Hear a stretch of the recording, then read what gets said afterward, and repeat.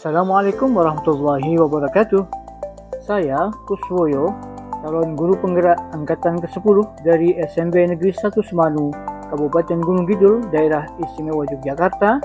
Kali ini akan menampilkan aksi nyata modul 1.2 tentang nilai dan peran guru penggerak. Saya tergabung dalam tim dengan fasilitator Bapak Dr. Pujiadi dan Ibu Ratih Widya Kuntari sebagai pengajar praktek saya. Berdasarkan koneksi antar materi modul 1.2 menggunakan refleksi 4P, maka pengembangan diri yang sederhana, konkret dan rutin serta dapat saya lakukan sendiri dari sekarang adalah: yang pertama, pada nilai mandiri. Setelah mendapatkan pengetahuan pada modul 1.1 dan 1.2, saya mulai memfokuskan pada pengembangan diri, inisiatif dan kreatif, mampu mengambil keputusan sendiri, berperan aktif dalam pengembangan kurikulum dan metode pembelajaran, menghargai kemandirian murid. Saya memulai menjadi guru yang selalu mengupgrade diri demi perbaikan pada pembelajaran yang saya lakukan. Saya selalu memelihara semangat untuk bergerak, meningkatkan kompetensi saya. Ilustrasi di samping adalah contoh kegiatan saya dalam melakukan pengembangan diri secara mandiri. Yang kedua, pada nilai inovatif, saya telah dan akan konsisten menjadi pendidik atau guru yang memiliki kemampuan untuk menciptakan solusi baru dalam pembelajaran, mampu berpikir kreatif dan menghasilkan ide-ide baru yang dapat diterapkan dalam proses belajar mengajar. Sesuai dengan kodrat zamannya, piranti-piranti pengajaran terus berkembang. Saya senantiasa tertarik dengan teknologi yang saya kaitkan dengan penerapannya pada bidang pengajaran. Yang ketiga, pada nilai reflektif.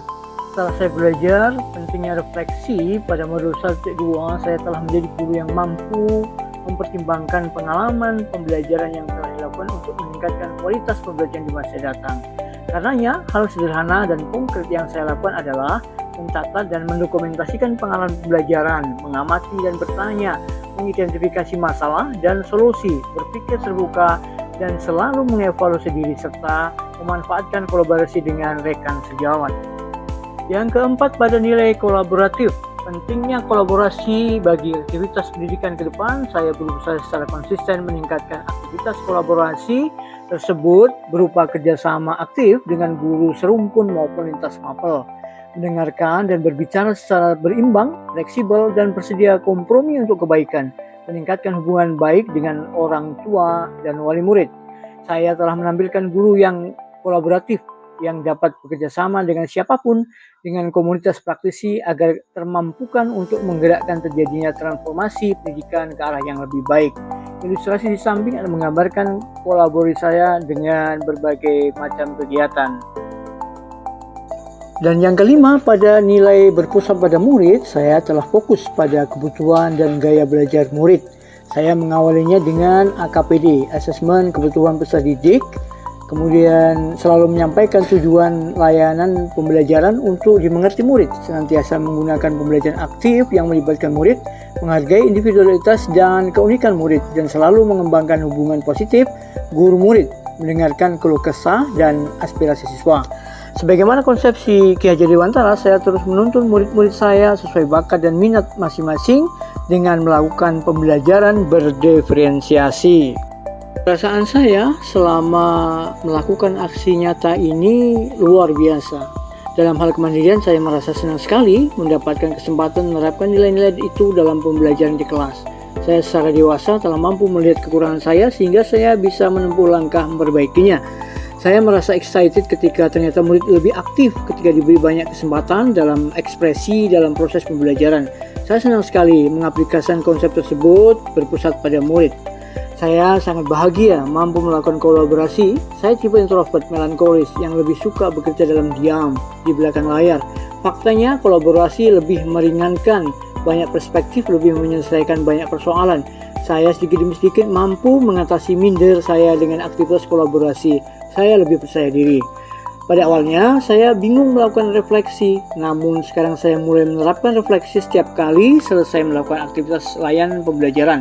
Saya menjadi lebih tahu apa yang dapat diserap murid dengan baik, respon murid selama proses KBM. Jadi gagasan yang timbul ketika melakukan aksi nyata ini yaitu melakukan praktik baik dalam layanan BK atau pembelajaran dengan layanan pembelajaran yang sepenuhnya berpusat pada murid. Saya sebagai guru hanya fasilitator saja. Dalam hal layanan konseling individu dilakukan dengan non-direktif, dalam hal bimbingan dan konseling kelompok semua dilakukan dengan berpusat pada murid atau klien. Kemudian melakukan pembelajaran layanan terhadap murid dengan lebih inovatif dan bervariasi atau berdiferensiasi. Memaksimalkan sarana prasarana sekolah yang ada untuk memaksimalkan layanan pembelajaran terhadap murid. Hal ini diawali dengan melakukan asesmen diagnostik non-kognitif untuk mengetahui kebutuhan murid. Kemudian peningkatan aktivitas refleksi dalam setiap akhir layanan pada akhir tema layanan. Memaksimalkan kolaborasi dengan rekan sejawat untuk mengevaluasi hasil layanan, melakukan pelaporan dan dialog atau diskusi tentang layanan BK kepada tim BK dan kepala sekolah. Banyak sekali pembelajaran yang dapat saya ambil ketika melakukan aksi nyata ini. Yang pertama, guru harus fokus dan melaksanakan pembelajaran yang berpusat pada murid, tidak lagi teacher center melainkan student center. Semua terfokus untuk kepentingan murid. Guru harus memiliki daya inovasi dalam pembelajaran, memanfaatkan perkembangan teknologi atau mampu mengolah kondisi sekitar untuk berkreasi membuat media pembelajaran. Refleksi adalah bagian penting dalam proses dan aktivitas pembelajaran. Ianya adalah keniscayaan yang harus dilakukan demi keberhasilan pembelajaran. Selanjutnya, guru harus memiliki kemandirian dalam melakukan pengembangan diri, senantiasa merasa kurang untuk terus belajar bagaimana melakukan pembelajaran yang baik, senantiasa berusaha meningkatkan kompetensi. Dan yang terakhir, kolaborasi menjadi hal yang penting dilakukan dalam mengusahakan dan menciptakan ekosistem pembelajaran yang baik. Perubahan positif yang paling saya rasakan selama melakukan aksi nyata adalah bahwa siswa lebih antusias mengikuti proses layanan baik klasikal, yaitu pembelajaran di kelas, maupun model atau bentuk layanan BK yang lain. Siswa jadi lebih aktif bertanya dan mengelaborasi materi layanan secara mandiri dari berbagai sumber. Saya merasa ada peningkatan dalam kompetensi saya selaku guru BK. Saya juga termotivasi terus untuk berbuat yang terbaik dan benar demi kepentingan murid. Demikian pemaparan saya tentang aksi nyata modul 1.2 tentang peran dan nilai guru penggerak. Terima kasih. Mari terus tergerak, bergerak menggerakkan. Salam guru penggerak. Wassalamualaikum warahmatullahi wabarakatuh.